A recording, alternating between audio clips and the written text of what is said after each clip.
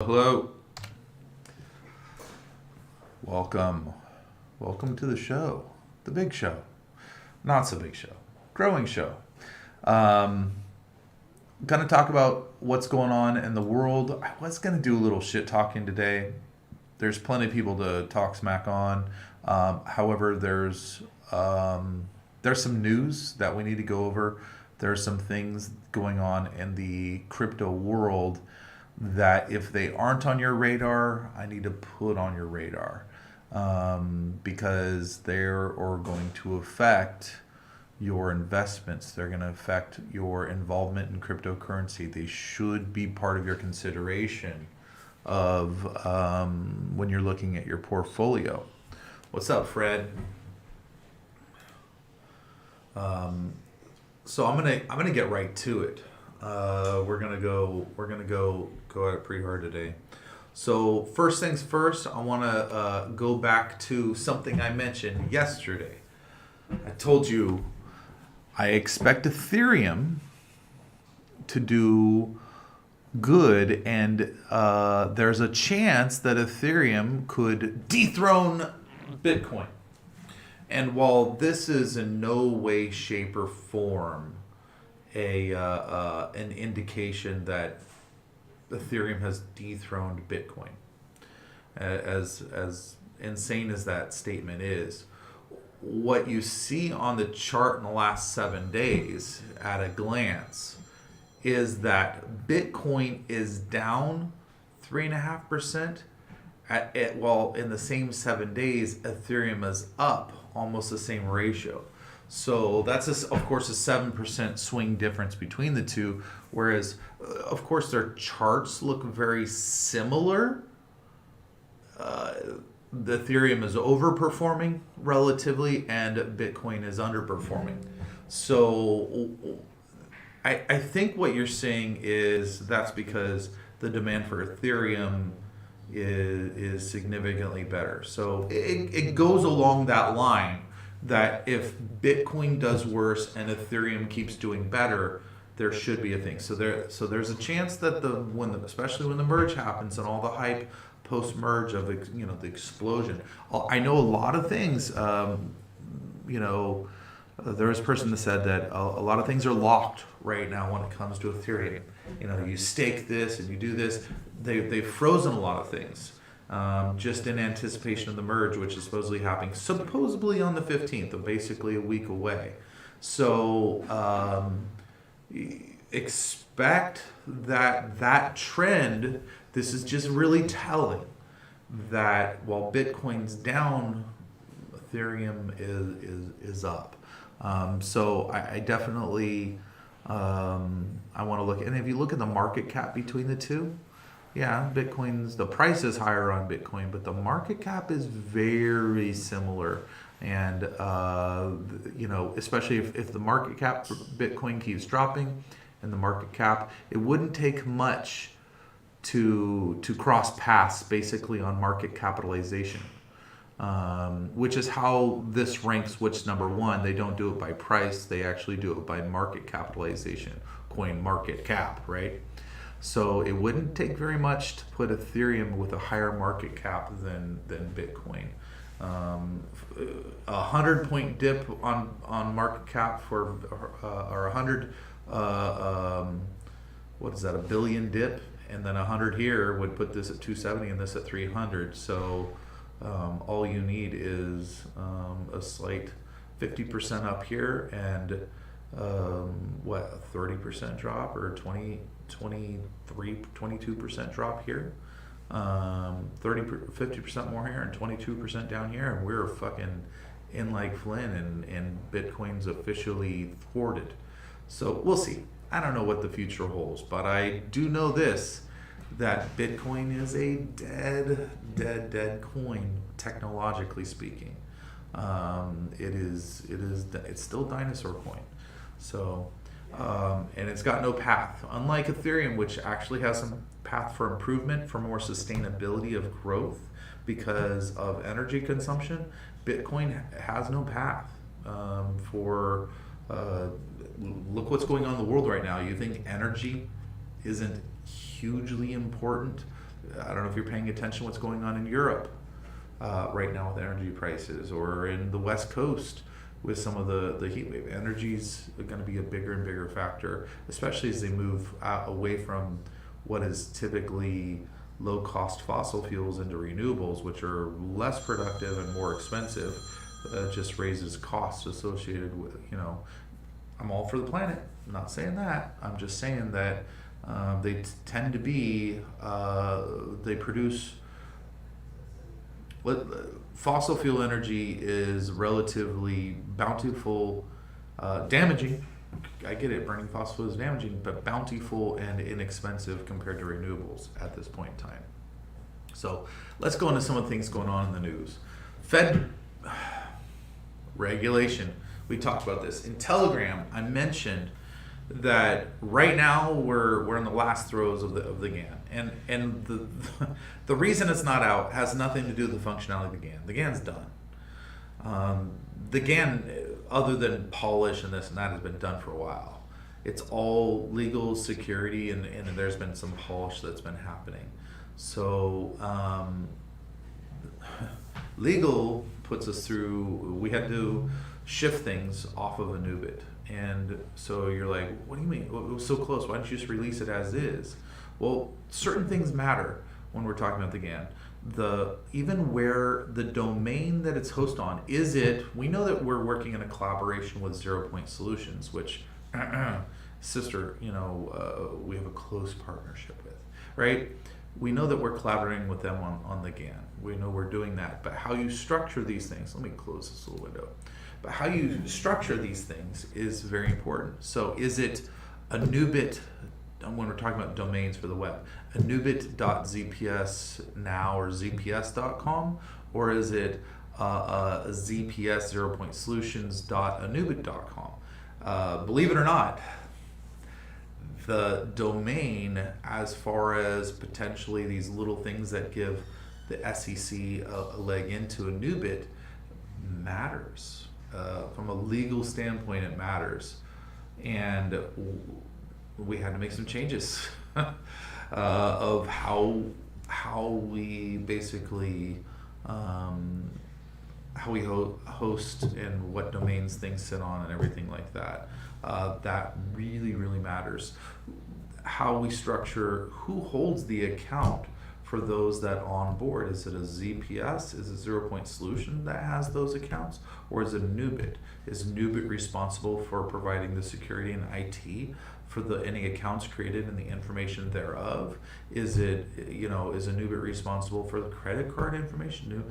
All these things had to be kind of decided, and which was appropriate. And the path we've leaned towards on everything, whether as Anubit we manage that in-house, or Anubit that we have our partners do that stuff and we don't do any of the work, we've leaned towards our partners do the work. Anubit, we're relegated to, all we do is provide strategic access, API access to certain systems, and our partners do all the work for us. All our job is at Anubit is to be the coin that people can buy and sell. We're the lifeblood.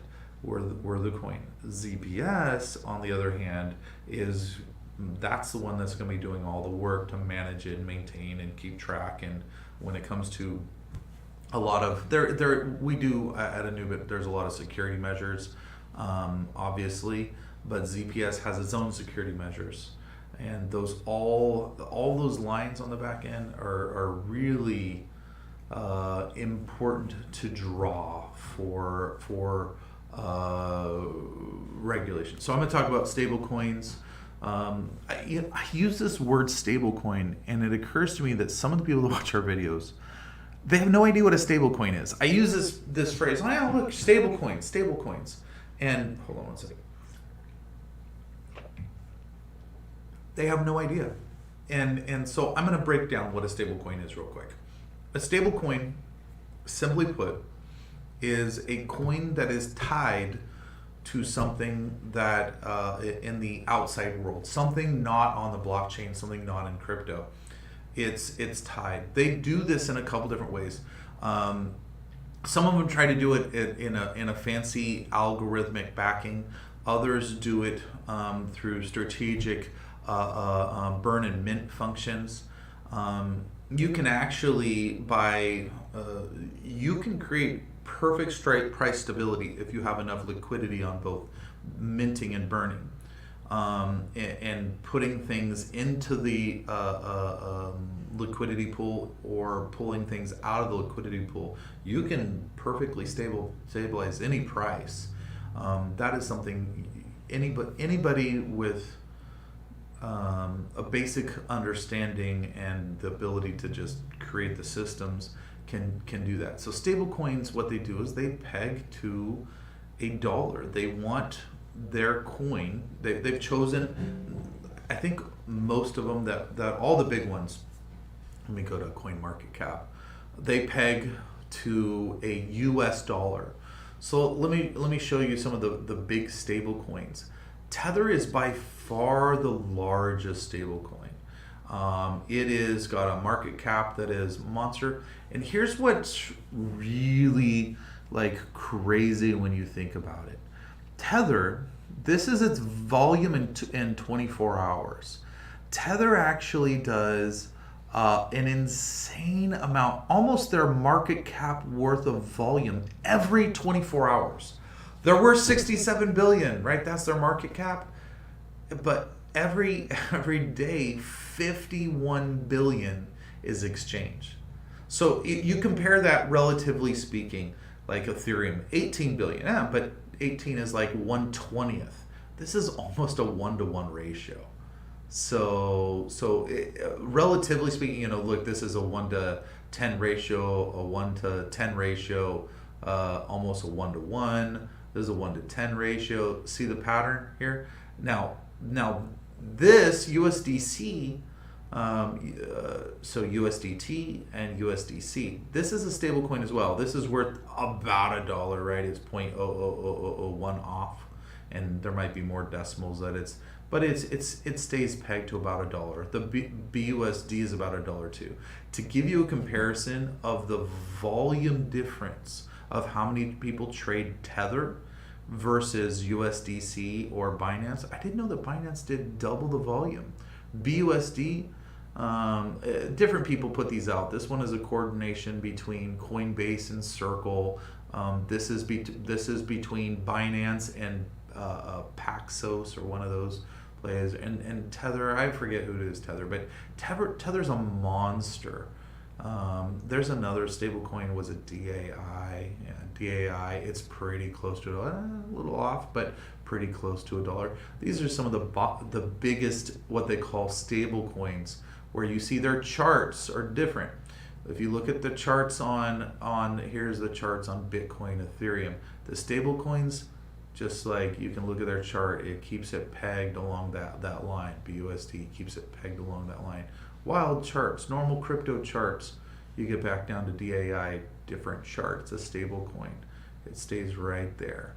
So I'm going to go to CoinGecko real quick. Let me show you why Tether rules the roost. Because a lot of people don't understand, well, why is Tether doing such volume? Is that coin? Yeah, it looks good enough. Hopefully that's all right. So I'm going to go filter by exchanges, and let's go to some of the top exchanges. I won't even start with Binance. Let's do it. Let's start with Binance. So the question is pairs. How many pairs are paired with Tether? Well, look, Tether's lighting this thing up like there's USDC. There's a USDC pair. But if you're just counting how many pairs are paired with Tether, it's a lot.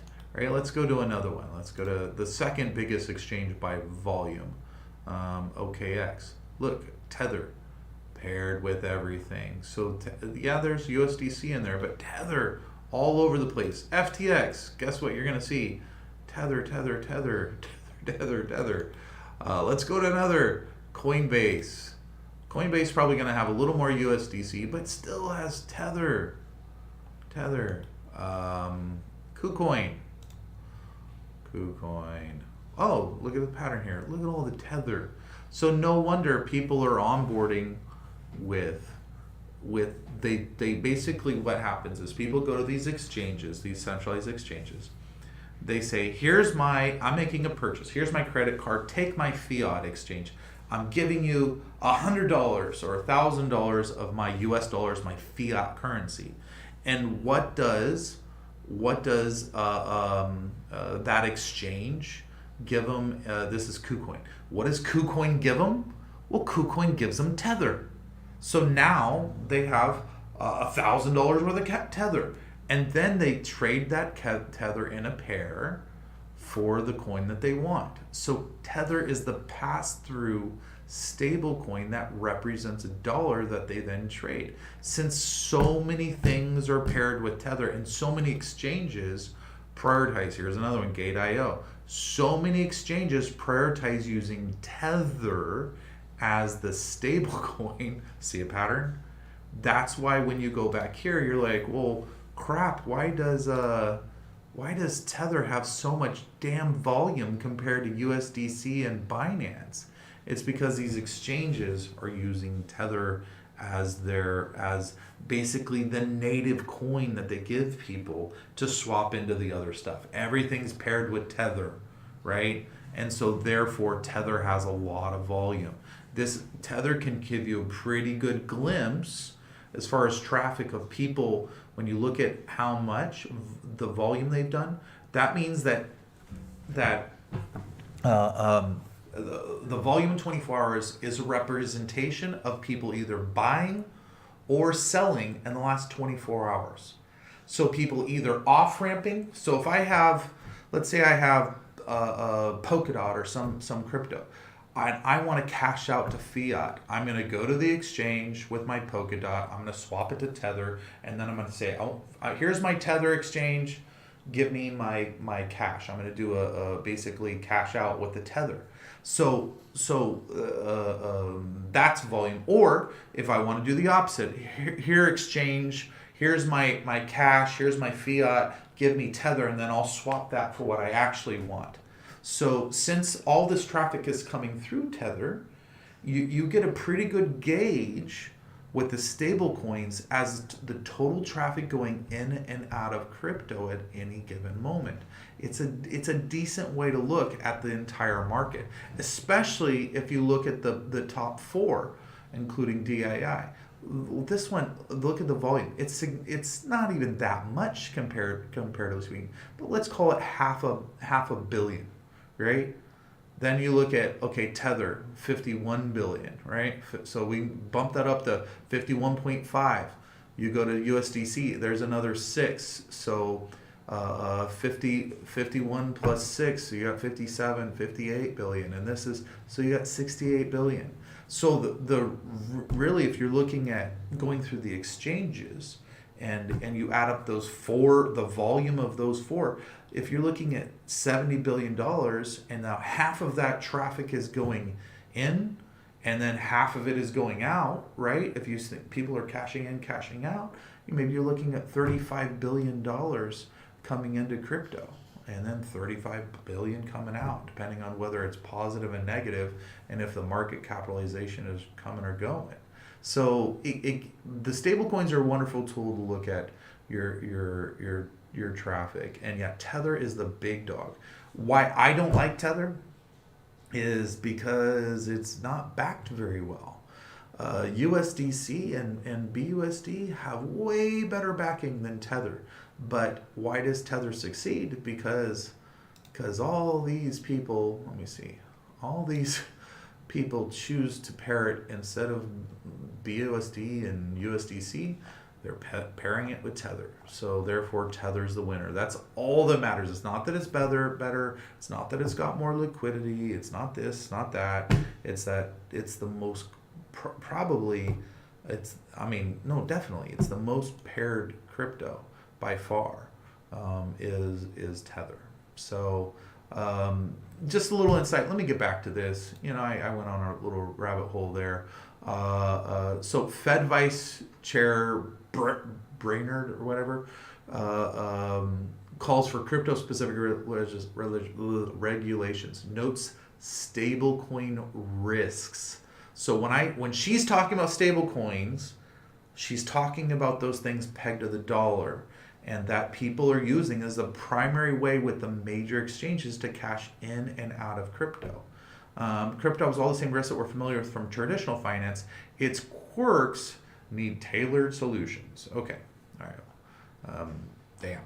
So, Federal Reserve Vice Chair Lael Brainerd said the cryptocurrency market bears similar risks. We have seen that crypto financial system has all the same risks familiar with. Repeating. But given the unique characteristics of crypto, there's a need for creating clear regulatory guardrails. Leading central bank's exploration of digital U.S. dollar and her role as number 2 person at the Fed makes her opinion on cryptos quite significant. Her latest remarks echoed her previous statements that the sector needed to meet the same safety standard as traditional finance. The regulation's coming, guys. Make no mistake, it's coming.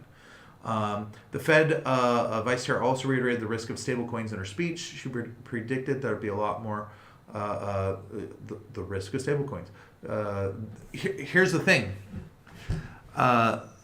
Stablecoins, Tether, USDC, DAI, all those big BUSD, they're all trying to peg to $1. Guess what else is going to peg to $1?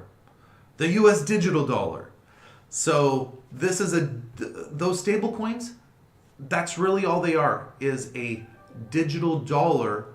But the question is the digital dollar backed? Who freaking knows? Are those backed? Some of them are, some of them aren't. They might be perceived as competition for the digital dollar because they're fulfilling the same need that the whole reason they want to do a digital dollar. So if they're occupying the same space in their competition with the digital dollar, guess what they're going to do? They're going to regulate them out of existence, and then fill in the void with the digital dollar. So I guarantee the Fed doesn't like competition. So if you're occupying the same space and doing the same thing, fucking look out. Stablecoin is one of those areas I think that has the most potential risk. It's not popularly regulated, and of course the risk can easily spill into the main core financial. See what they're doing? They're saying that if we don't do something, even if you aren't in crypto, if you're the 85% of people not in crypto, it could destroy you. I mean, so we better do something about it because we'd hate for it to spill over, right? And yeah, they use Do Kwon. Right now, there's a whole bunch of Terra Classic surges and everything like that, because they're going to start burning. The problem with that is they didn't go from like 3 billion to 6 billion or 10 billion or 100 billion. Which is like, oh, well, you could burn half the supply. If they went to 6 billion, you burn half the supply, you're down to 3 billion. Hey, everything's happy, everybody's whole. They didn't do that. With Terra, they went from like 3 billion supply to 7 trillion. Do you know how much you have to burn to bring that down to acceptable levels? Yes, you can burn half of it, but you still have 3.5 trillion compared to you still have 1,000 times the supply that you had prior to this minting. So it's kind of like, I don't think people understand math, and so they don't understand that they would have, when you mint thousands of times more than there was originally, and even if you cut that in half, that's still 500 times more. So all right, so back in, they're worried about, that was the stable coin, the Terra plus the UST, which UST was a big stable coin. Those things went pop. And so they're saying that, stable coins, he did this special algorithmic thing, which I applaud. I love the idea of using technology to accomplish things. I'm all fucking for it, but your algorithms better fucking work. We actually just had an issue we fixed with Lola, so I get how things can run amok, but when you get that big, you should have your machine dialed in first before, and I don't think he did. So let's move on. This one talks about Bitcoin up slightly despite Fed chair hawkish. I mean, right now it's down a little bit. It's screwed. It's old news. I don't even give a shit. That's kind of cool. Ooh, looks like one of our guy can be in there. All right, so SEC chair. We just talked about the Fed, the Federal Reserve Chairman. This is the SEC. These are different government branches. So bear with me here. The difference between the SEC and the Fed is the Fed is the one that prints the money. The SEC is the commission basically that's in charge of making sure that everybody plays fair when it comes to securities. What is a security? It's often a representative value of a company or a thing. And so vast majority of cryptocurrencies are securities. This is why we keep splitting things and making sure that we walk the line. This is why we work with strategic partners to do the work, and Anubit is just the coin that sits in the middle as the lifeblood flowing through. This is why we're structuring and spending a little extra time now to make sure that we don't make the mistakes. We learn from other people's errors and we don't make a mistake. I think we might have accomplished what we wanted to accomplish, which is if there is a battle between the commodities future and the SEC, I think we are positioning right now, we're actually not going to fall under SEC jurisdiction. But we've had to do some major things on the back end to make sure that if they start lifting up the hood to look underneath the card to see what's there, that it's, they're doing it right. So Chair Greg Gensler is again calling on crypto projects and business to register with the agency. They want people to check themselves into SEC jail, even though there's no clear thing saying that they have to. So it's like, I don't know if it's calling for a surrender even though they haven't won the war. In the prepared remarks at an event organized by Practicing Law Institute, said Thursday morning, the vast majority of cryptocurrencies are securities and crypto. Here's the thing. Talk is cheap. Anyone can say anything. They have a job to prove that. And just saying that they have jurisdiction over something doesn't grant them jurisdiction. But if they take it and they grant it, then it's got to be fought out in court. And then Congress has to get in and they have to. So they're just kind of basically, it's like the school bully just going and taking your lunch and then saying, no, it's my lunch. And then you have to fight to prove that it wasn't their lunch. I don't know. Investors deserve disclosure to help them sort out between the investment they think will flourish and those. In an area where crypto is filled with a bunch of pieces of shit thieves, you invite in people to come in and try to clean up a mess that crypto's created itself. I mean, I believe that organizations like to justify their budgets, and they like to assert their authority and power to justify their existence because sometimes they're really expensive and bloated. And when crypto acts like a bunch of like kids that can't be trusted with money and does terrible things over and over, they're literally inviting someone like the SEC to regulate. And it's honestly crypto's own fault. And it's pretty, on a daily basis, I'm reminded about, because we're having to deal on the back end, you guys don't have to deal with it, we're dealing with partnerships and people that we work with, whether it's things that we're going to announce, companies that we reached out to and realized they're pieces of shit, but I'm not in a position to talk smack about them specifically yet.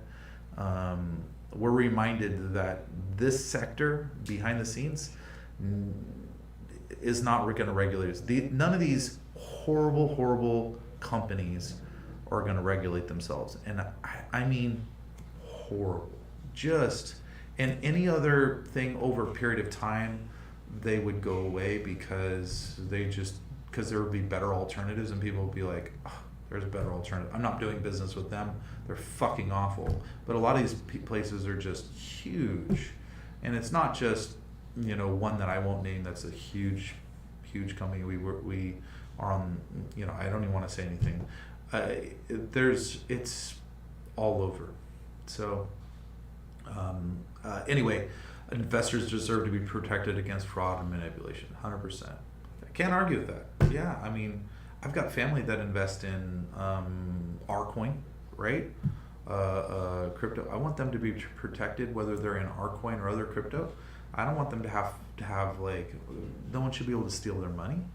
I'm not saying that natural market forces, like the pandemic hits and movie theaters close and therefore the value of that goes down and therefore investments go down, or people stop watching Netflix and their think tanks. That's market conditions guiding things. That's what happens with securities. Right now with crypto, usually it's all hype, or it's theft that controls price. So people are just like, if companies have a lot or don't have enough hype at that moment, that can affect price, or it can be plummet because people do terrible business or mismanagement. Largely with the SEC charged Yahoo Finance back in July, what it stated makes sense, fit crypto in the regime for existing financial assets. Drawing the words of the SEC founding chairman, current chair said that statutes laid out nearly 90-year-old security laws to apply. That's where I have a problem. Is they want to regulate it like with the same 90-year-old laws. And that just shows me that while I agree we need some regulation, we need some oversight. If you're going to take like the same regulations that when people were riding horses basically and shit like that, and it doesn't fucking apply. Some of it will, not saying all of it doesn't. But if your regulations don't cover the nuances that happen within crypto, if you're not willing to educate yourself and you're just going to take existing 90-year-old shit and try to mash it to crypto, then you don't understand the potential of the technology and you don't understand the potential of the problem, because what you're going to do is leave what everybody knows about is called fucking loopholes. And those old things are going to leave gaping fucking holes that people will drive dump trucks of cash through of other people's money and wreck it all the same, and you're going to be sitting there going, oh, you're going to look like a fucking idiot and not be able to accomplish it. Sorry, but yeah. It's just the epitome of laziness, but what should you expect from government? Because thinking that you can have a 90-year-old law and that it's just going to be perfect fit for the modern technology. It's the same reason that there's problems with social media regulation right now, is because those old tools don't properly regulate. Over the generations, Congress has refined and amended these key statutes. Yeah. Not really though. It's the same core shit, and crypto's a new beast. Have rekindled concerns about fraud in the crypto market, as they should. It's filled with tons of freaking fraud. Economic conspiracy sent letters to the SEC. Coinbase is going, like, they're having a lot of issues. Let's talk about pieces of shit companies that Celsius. Now, Celsius is horrible. How many state regulators does it take to screw up a bankrupt crypto trading platform? Well, one could probably do the job on its own. Apparently, there are 40 states and their financial regulatory agencies gunning after the defunct crypto lending platform Celsius. One of those agencies comes to very close to calling the platform what many of their critics have already alleged, a Ponzi scheme. So there's a term often used, Ponzi scheme.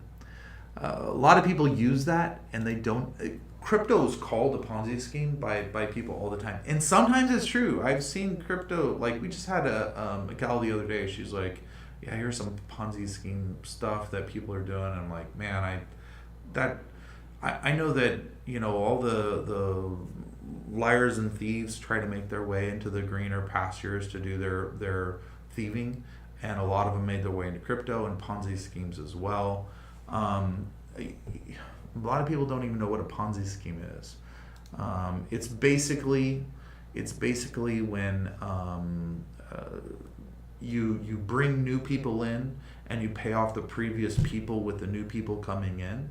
So as people come in, you don't really have anything to reward them, and you dangle this carrot saying, "Come on in." Well, when people come in, they have to pay their dues or some sort of gateway fee, and then those just pass right through to the previous, and then they use it to grow. And Ponzi, a lot of people call them like pyramid schemes, things like that, where China has something going on right now, where they develop houses, right? They don't actually they collect the money, they pre-sell the houses. They don't have the money to develop those houses, because that money that they just collected for those actually has to go to develop other sets of houses that they already promised. So there's not enough money in the system to actually fully develop the houses that are already bought and sold. They don't have the funds. So they always got to sell the next property and pre-sell those houses, right? In order to finish developing the people that were promised and paid even years prior. That's what's going on in China right now. A lot of people don't know that. So it's a major thing. Well, finally, people that are paying their mortgage, they're paying back the loan, right? These owners in China, they're paying back the loan on a house that's never been built, that they paid for years ago, and it's like, holy crap, that's a Ponzi scheme. So finally they said, you know what, they got together and said, we're not going to pay our stokes. Well, then what happens is, as they stop paying and it creates news, and other people say, wait a second, I'm not buying a house. You're telling me they're waiting 2 years, they still don't have their house, I'm not prepaying. So all of a sudden, the new people coming in, the well dries, right? People are like, oh, holy shit, I'm not in the market for a house right now. So when the word gets out, right, the well dries up, the new people stop coming in. Well, that stops the whole ripple effect down the chain of the Ponzi scheme, and the house of cards falls in on itself. So let me put up the definition. What Ponzi scheme definition. All right. So a form of fraud. Let me hold on one second. A form of fraud in which belief in success of a non-existent enterprise is fostered by the payment of quick returns to the first investor from the money invested in by later investors. That's your definition. So when people call crypto a Ponzi scheme, that's what a Ponzi scheme is. Sometimes that fits. Some cryptos are operating like Ponzi schemes, 100%. Is the industry, all crypto is a Ponzi scheme? No, that's bullshit. Not all crypto is a Ponzi scheme, but some are operating exactly like that. So, and apparently, well, let's read more of the article. Let's see if Celsius operated like that. Pop-ups. So, Vermont Department of Wednesday laid out a massive set of allegations. A crypto lender seeks Chapter 11 in the federal bankruptcy. Last year, around the time the price of of the most popular crypto tokens reached its height, the pattern of operating as much as 18% interest on its crypto. So we get this all the time, right? If it looks too good to be true, it probably is. And I'm going to give you guys a little nugget. BitConnect. I haven't seen that one, Fred. I'll have to look it up. If it looks too good to be true, it often is. And here's the thing. Anytime you hear of someone like, oh, I got in and got 1,000 times. Every time, now I'm not saying that it's immoral or unethical or anything like that, but majority of time when people get a huge return in a very quick amount of time, it's almost always at somebody else's expense. For every person that got in at 1,000 times, there's another collection of people that lost cumulatively that 1,000 times. When you get in these huge swells where things, I'm not saying that they feel bad about it or anything. Sometimes they can go on and somebody else takes an even bigger loss and they still make a gain, right? But it's usually just a scheme of money trading hands, and there's winners and losers, right? Depending on which time where you came in, what price you came in, and who you sell to. It's just the nature of how it works. So a lot of the times crypto works to be the next biggest sucker. But guess what? Stocks work the same way, and most people don't call stocks a Ponzi scheme. Now, stock price can be determined by whether a company is doing good or a company doing bad, but still, inherently, a stock is worth what somebody else is willing to pay for it. So those factors, like how good a company is doing, think of it like hype, right? There's a lot of a lot of people are feeling really emotionally positive about a stock, therefore they're not willing to sell unless it's higher. Or if they're feeling really bad about a stock because a company's doing bad, there's a perception that becomes a reality. Well, performance of a company is relation to the hype that a company has relates to the price of their stock, and straight up that's how it works. Now, the other thing is, in crypto, the only difference is hype is usually related to the demand on a coin, is related to the price, whether people are buying or selling. The only difference is you're removing the whether a company was doing bad. It's purely on emotion, right? It is very rarely tied to anything actually going on. Even if there's positive news, look at the Ethereum price, right? Ethereum is up. Well, no, there's still cumulative. There's still a 7% difference. Ethereum's up 3%. That's down 4%. Ethereum is up, even though Bitcoin's down, because, and it's beating out, BNB. It's not beating out Cardano or Solana, but it's basically bucking the trend because of the upcoming merge, right? Whereas Bitcoin not looking so hot in comparison.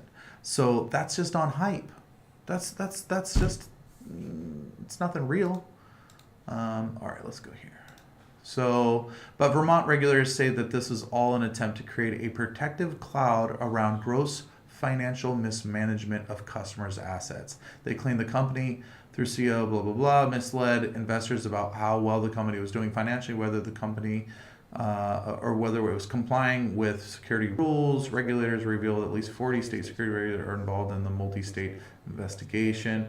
Again, they're going to use all this as justification for the chunks of regulation that are coming to manage our portfolios. During the meeting with the creditors held August 19, that the company had never earned enough revenue to support the yields being paid to investors. Yeah, so that's a thing. If you're promising 18% returns, but your revenue doesn't justify it, you're just basically pissing in the wind. Financial mismanagement, yeah, so saying the name is pretty much textbook definition of a Ponzi scheme. So the only way, here was their plan. We can dangle the carrot of 18% returns, which gets people flowing in, and as people earn those returns and shout to the hilltops, I'm getting 18% returns, then other people come in. But if the hype machine isn't enough to keep those next people coming in to pay off the previous, the deck of cards collapses.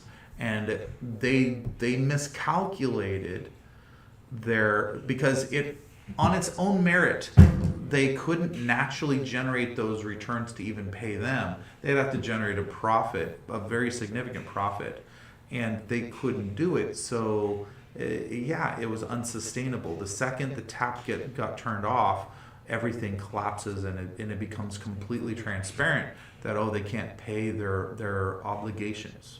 And then when you can't pay your obligations you're bankrupt. Then what they have to do is they have to say, oh shit, we're going to be found out.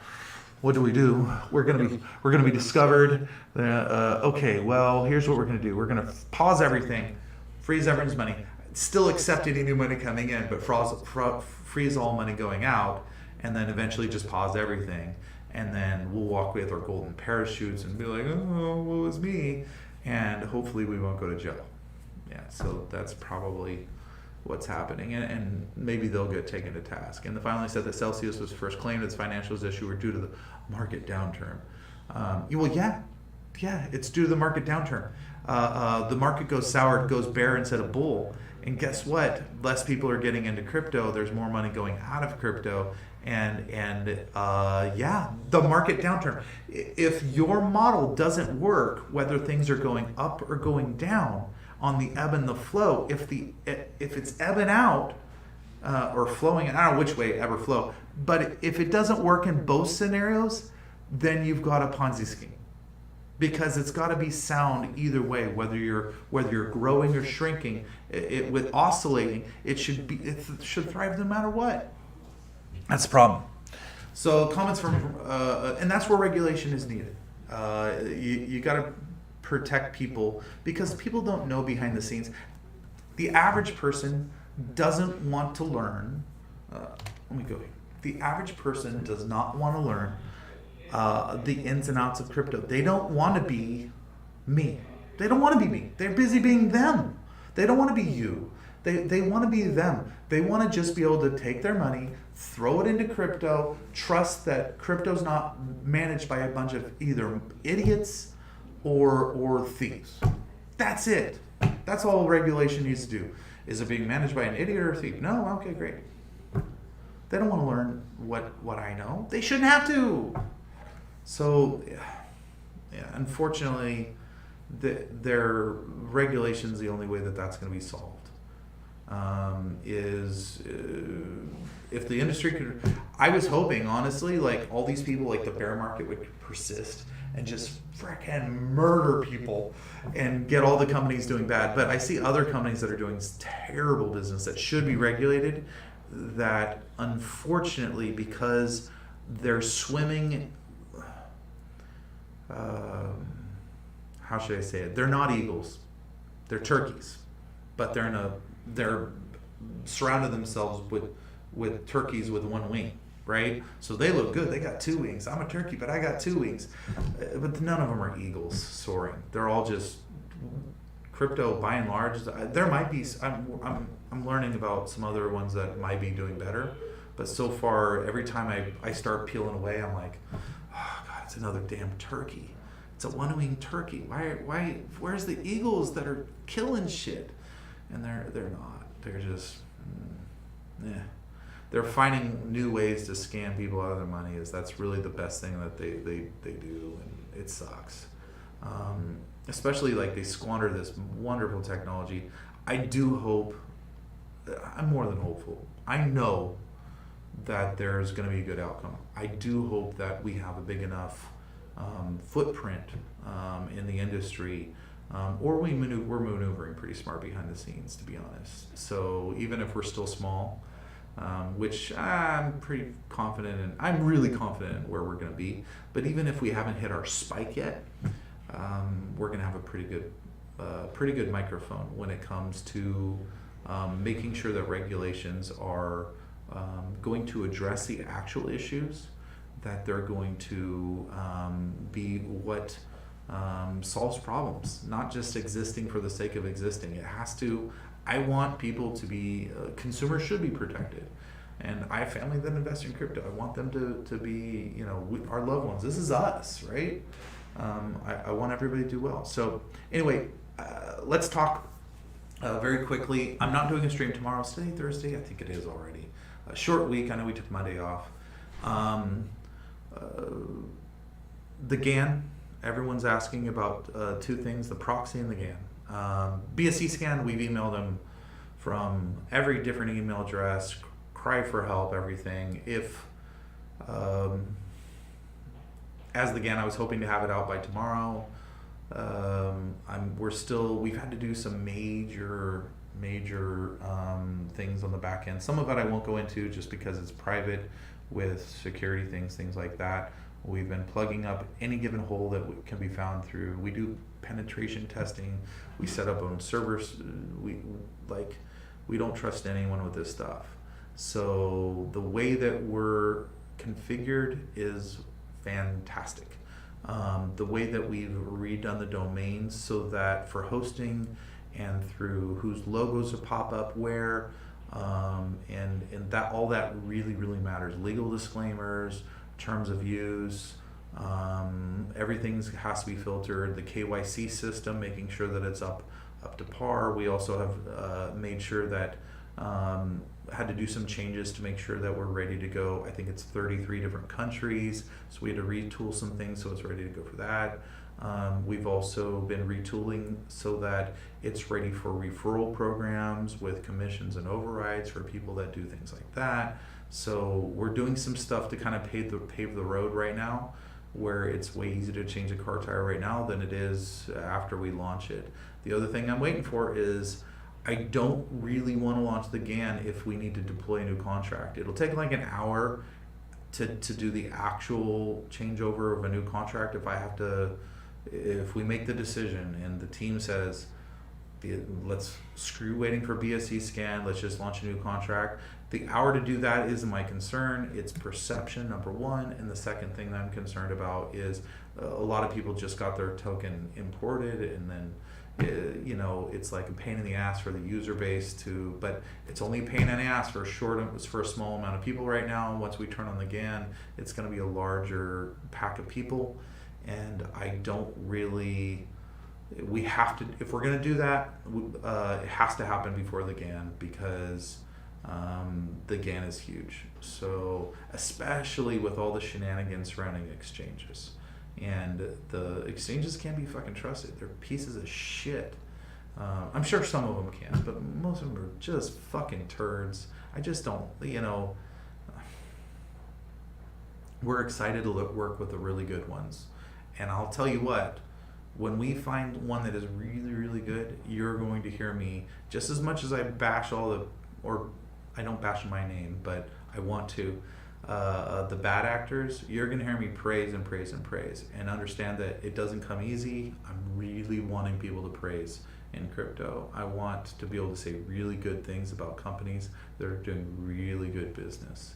I believe that that's important. That's how we try to conduct ourselves, and I hope to be able to praise a bunch of people coming up really soon. So GAN, BSC scan, it's all coming forward. It's all very close. We've had to make some major legal changes and a couple security changes just to make sure that we're extra safe. And because this is our whole future, our livelihood. We've invested our blood, sweat, and tears, and I can promise you this: nobody's more invested than we are, both time and money wise, into this. Nobody. We are all in. So we've got our whole future riding to making this a success. We're not trading it lightly. And even though you might see us on screen, we joke and laugh. We do that because we have to. We work fucking terribly hard behind the scenes. And if we don't come on screen and smile and laugh and have moments of levity, we would go mad. Because the stress level alone getting this stuff done is, nothing we're doing is easy. And anyone that says, I don't understand why it's so difficult, it's just because you don't understand. And some things become difficult that shouldn't be. That's the nature of crypto, is when you're dealing with a bunch of turkeys in the industry, who don't really know what they're doing, everything becomes really difficult. And one little mistake that should be easy to rectify, like the proxy contract thing with BSC scan, that should be simple. Like, oh, okay, we know there's whole forums of other people that are experiencing the same issue with the not with the transparent proxies, but with the UUPS, and pushing out through the most popular way to publish to the blockchain is through Remix. Well, if you go through Remix or Truffle, the UUPS proxy, if there's if you gotta let it go too long, then your source code is off and it won't match to the bytecode. And that's what happened. He didn't publish that. He didn't do the verification immediately after. He thought it would be good to let it sit there and get right back to it. Too late. But if you go with Hard Hat, which is another thing that you can publish to the blockchain, then it doesn't matter. It's great. He's like, oh, if I just used Hard Hat, hindsight's 2020, right? But even then, that's a known issue in the forums for the last couple of years with proxies. Still we're sending an email, they send a canned response. We send an email, they send a canned response. We finally send another email, it goes to a more detailed response. Well, here's how you do it. None of that shit happens. And a bunch of other people are on the forums are like, yeah, we're same thing, they don't do anything. And we're like, come on, here, let's make this work. When people come to us with problems, you come up with a solution right away. It's okay, here's our game plan, let's go. And there's a bunch of people like this, let's publish this solution. And but they don't have any solution. They basically, to everybody that can't verify with a UPS universally upgradable proxy, it's just basically get wrecked. And maybe we get through, maybe they reply, but we're sending a bunch of emails that are going to dead space, and we haven't had replies in about a week. We're sitting on just sending it out every day, trying to get a reply, and it's just going to nothing burger. So the point is, like, okay, when do we say we're not going to work with you guys? If you don't verify your contract with Blockchain Explorer, every single exchange, every single listing service gives you a big old red ding on your contract. Contract not verified. It's a big thorn in the side. So we prefer to try to get this verified. We don't want to move forward with the GAN, and it keeps us on hold with the exchanges. So yeah, one of those things.